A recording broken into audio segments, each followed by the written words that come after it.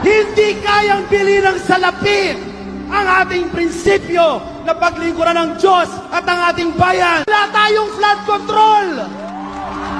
Hindi tayo sangkot sa katiwalian. Sino ba ang unang nag-expose ng flood control?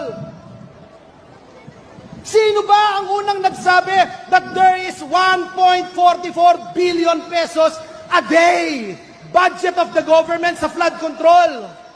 A few moments later. May bagong bala ang netizens kay Senador Joel Villanueva. Spotted daw kasi siya sa litrato ng kanyang umano ay side chick na may kapatid daw na kontratista. Sa Reddit account na Bulacan Anomaly, nakapost ang larawan ng babaeng kinilalang si Angelica Corporal. Pero ang nakakuha ng atensyon ay ang refleksyon niya sa salamin na nasa kanyang likuran, na kung izo-zoom, makikita ang isang lalaking nagsiselfone katabi niya sa di kalayuan ng upuan. Ayon sa caption sa post, sa gitna ng gulo sa gobyerno at bahang dinaranas, may isang kababayan sa Bukawi na nakaangat na sa buhay, salamat sa ating butihing Senador Joel Villanueva. Isang open secret na umano sa nasabing bayan ang relasyon ni Villanueva at Corporal na naging lakambini ng Bulacan. Kinu-question naman ng uploader kung paano na-afford ni Corporal na makapagbukas ng isang high-end spa, magmay-ari ng condo unit, luxury bag at mamahaling relo at sasakyan. Isinasangkot din ng Reddit account